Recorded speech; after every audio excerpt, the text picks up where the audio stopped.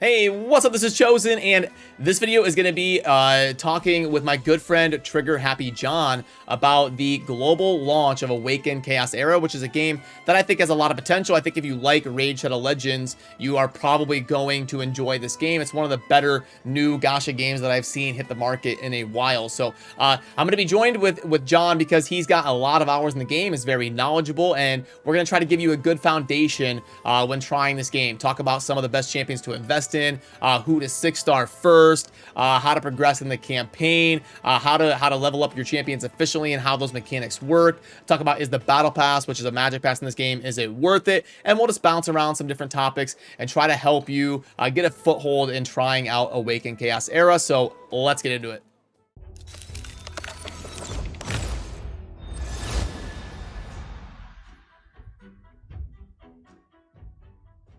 Alrighty, and now I'm joined by my good friend, actually, for the last couple years in Trigger Happy John, who is now doing content as well for a while. So tell us a little bit about yourself, and then we'll dive into talking about Awaken Chaos Era launch and some beginner tips to keep in mind if anybody's out there diving into the game. Yeah, so my name's Trigger Happy John. In my 30s, I'm actually I just transitioned into an applications engineer. I work on like an engineering side of things, so I kind of gravitated to becoming great friends with our good friend Chosen here because he is the spreadsheet king. Being an engineer, we deal with a lot of Excel spreadsheets and math, and I kind of just went with it from there. I really enjoyed every content that he's done so far, and which kind of led me to wanting to do content myself. I enjoy it. It's fun, exciting. You get to interact with people, and then I kind of discovered this game, Awaken Chaos Era here, which is very similar to, I came from a Raid background, Final Fantasy Brave Exvius background, Summoner's War, so on and so forth. They're all gacha games. This game is very comparable. It's kind of like a hybrid that really led me into wanting to play this game because it is very similar to all those other games. And I wanted to make sure I did content on it to not only bridge the gap, but also to work with my good friend Chosen here. So. Okay, so the first thing I want to do is, I'm sure the vast majority of my viewers are from Raid Shadow Legends, so we can touch on if you like Raid, is this the kind of game that would be for you? And honestly, it's in the same genre. So you've got your campaign, which is where you're going to progress. The campaign is actually a little bit more impactful in this game. So we can touch on the campaign really quickly. I'll let you kind of talk about progressing in the campaign, and we'll hash on that. Yeah, so the campaign in this game is very similar to like Raid Shadow Legends, for example, where you do have your different difficulties going through here. But whereas in Raid, where you kind of drop off, where you don't really farm the campaign very much anymore at the end, unless you're just trying to level up your characters.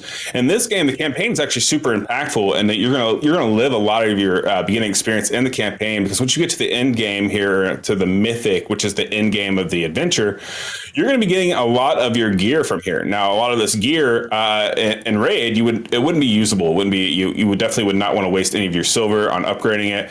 Whereas in here, you're going to be getting a lot of 5-star gear, which is going to really help you progress into getting into those dungeons to really farm the end game gear. I still have gear that I farmed in Mythic that I still use, and I'm more in game as far as this game's concerned.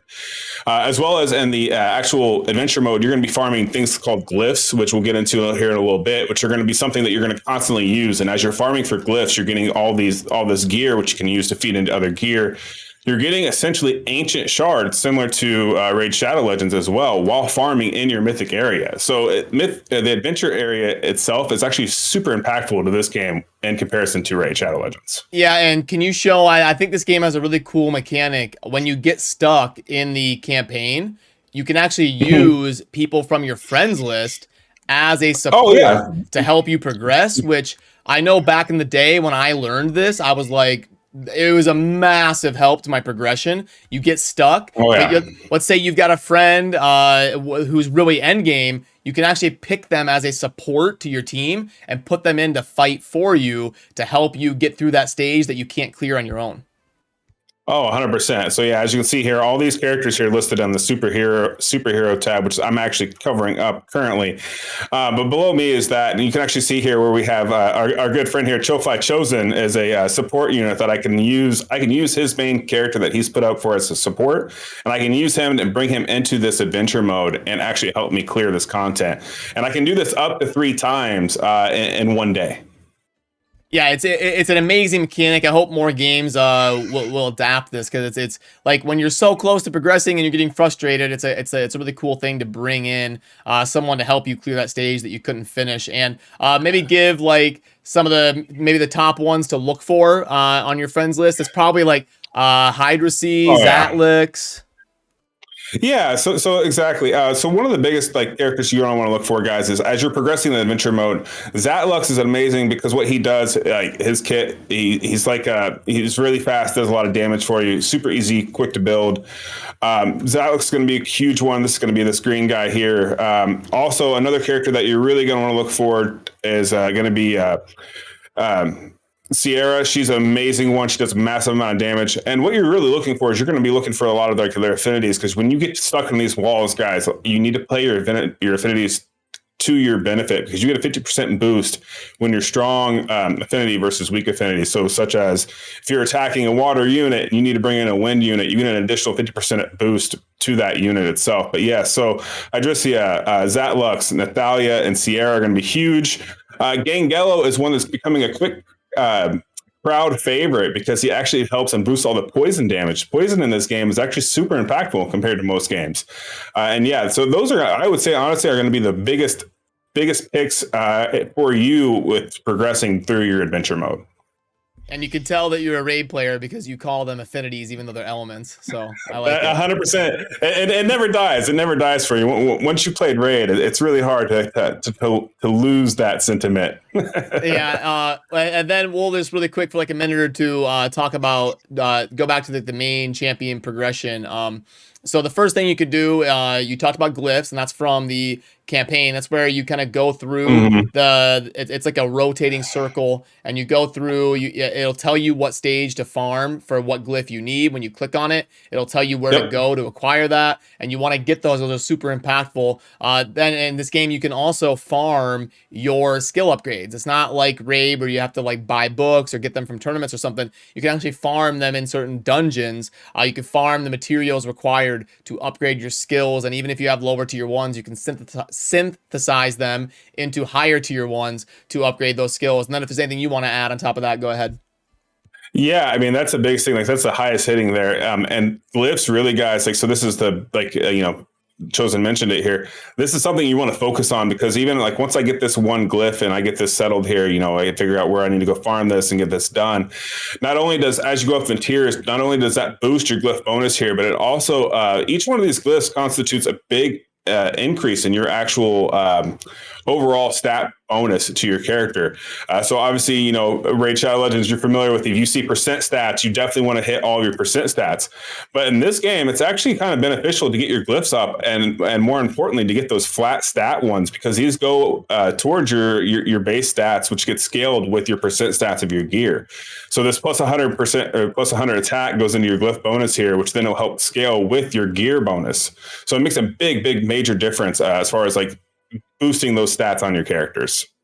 Yep, for sure. And do you have a way to remove yourself from the screen and then like just touch on some of the stats? Because I know I see a lot in Discord, people get confused, like what's focus, what's agility, what do these different ones do? Obviously, we all know attack and defense and crit rate and stuff, but if there's a way that you could just kind of touch on the things that people need to know about the gear bonuses stats, mainly focus, agility, precision, resistance, the things that people have questions about. So real quick, guys, also, while we're talking about that gear and the glyphs and making the stat increases for your glyphs here, one thing to note is you will see that, yeah, I'm on the last tier here. Do you need to necessarily do all these glyphs? And this is where things get a little confusing, and we're going to clear it up real quick for you guys. So you see things like focus, you see resistance. Obviously, coming from Raid Shadow Legends, you have similar stats and abilities here, but you also have stats and abilities that aren't necessarily listed in your stats. Currently, I have Lydia pulled up. I just pulled her. She's an amazing character, but she has a dodge mechanic that allows her to actually potentially negate and not even get any damage done to her with that dodge. It's very rare in this game. Super impactful champion. But things that get a little confusing here is like, so for example, your accuracy in Raid Shadow Legends is going to be more comparable to focus in this game. Same thing with like your resistance is going to be a chance to dodge effects. That is not necessarily dodge effects. It's actually to resist them, similar to to Raid Shadow Legends. Agility is another thing where you can deflect attacks and reduce damage by 50%. Now, this is where it's going to be kind of like a not quite a full-on dodge, but this is going to be if someone is weak element attacking you, if your agility is high enough, you can actually be have the chance to have that attack not hit the character. Same thing with precision. Precision is the opposite effect of that. So if you're actually hitting weak element, you have more of a chance of your abilities actually landing and then not being able to get dodged and the damage be negated completely. Yep, awesome. And then, because I know people ask a lot about that, and a lot of people probably don't even know about that page where you can click more and actually get the description of what the stats do. So just showing that on video is a big help. And then also, we won't go on forever, but I know a big thing in games like this is Battle Pass. And this game actually has Battle Passes, and they're usually, now some of you are spenders, some of you are not, but if you are a spender, I was going to give you a chance to talk about how the Battle Passes in this game are actually pretty decent value for anybody who is looking to invest some money into the game. Yeah. So let's preface the Magic Pass by actually explaining there's a couple other things in the game that are going to be similar to Raid Shadow Legends. So let's preface that with these monthly cards. This is going to be similar to your Raid Pass and Raid Shadow Legends.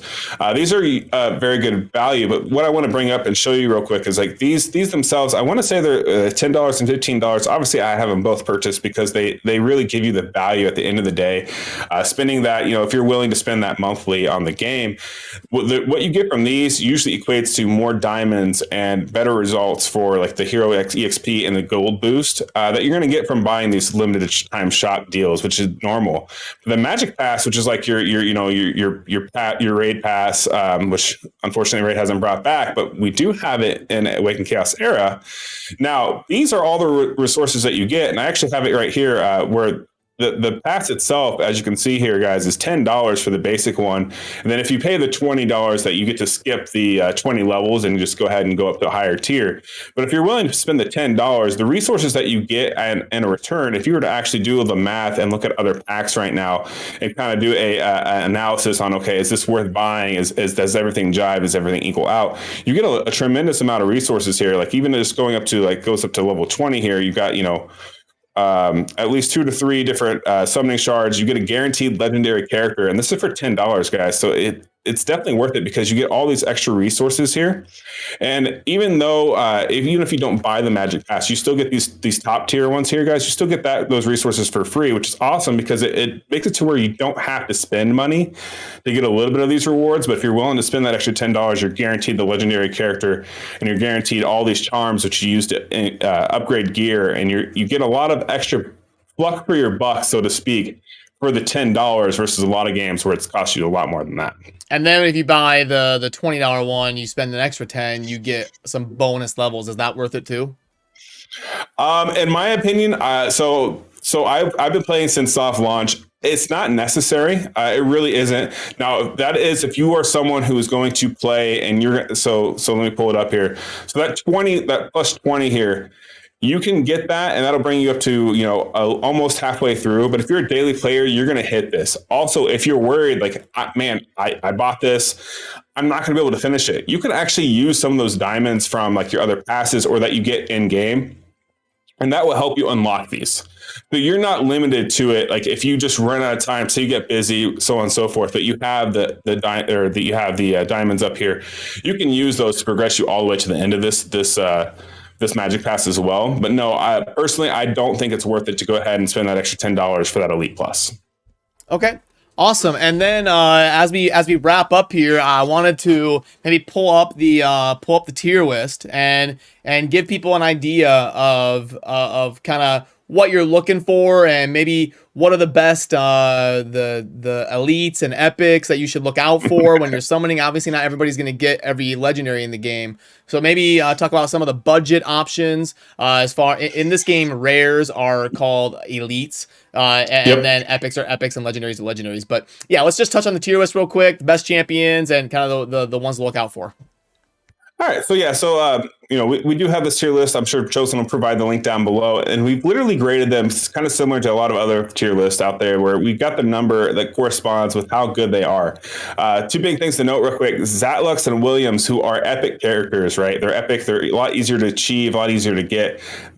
they're ranked at 11 because they are that impactful to your account. Same thing with Winstrix down here is also ranked at an 11 because she has a reset ability for characters' ultimates.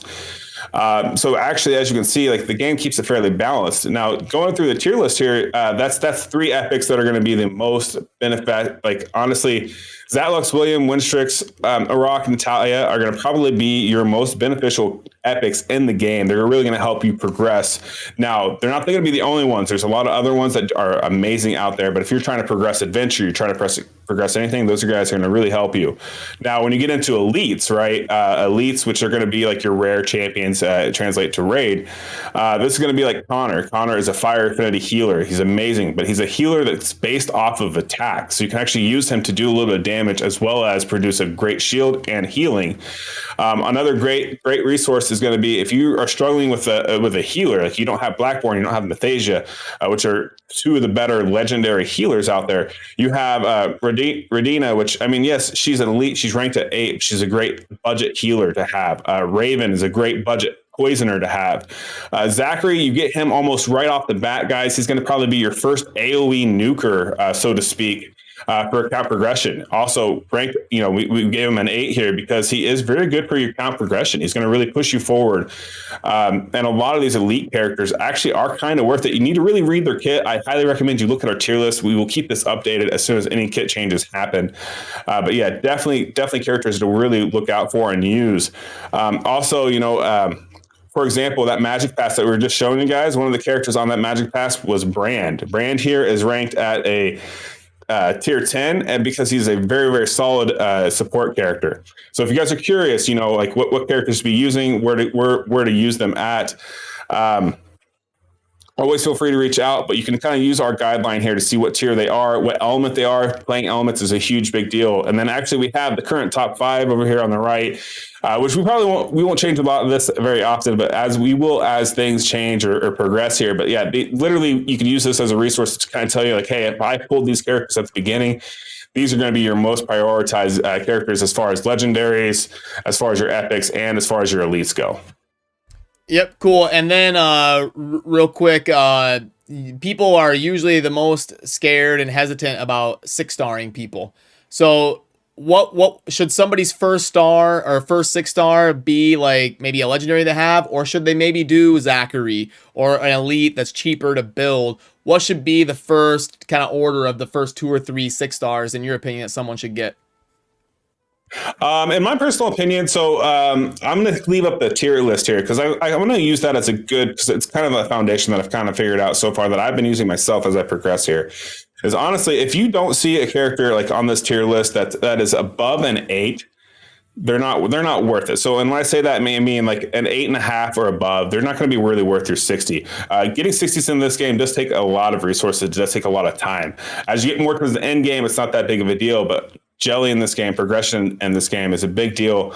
One temptation is going to be pick Zachary here. Yes, he's ranked at an 8. You get him right from the very beginning. A lot of people want to 60 him very quickly, but his damage falls off when you get towards that end game. So you kind of want to make sure that you're looking at this. And that's one comparison I can make is if you want to utilize a resource to help you figure out, hey, is this character worth 60 or not? Looking over here at the tier list and upgrading via that, it's going to help you a lot. But one biggest thing that I want to note and point out if you're going to 60 a character is honestly you want to follow like a rule of if you're needing the DPS or support and definitely 60ing your DPS because they're going to help you progress faster. Okay, awesome.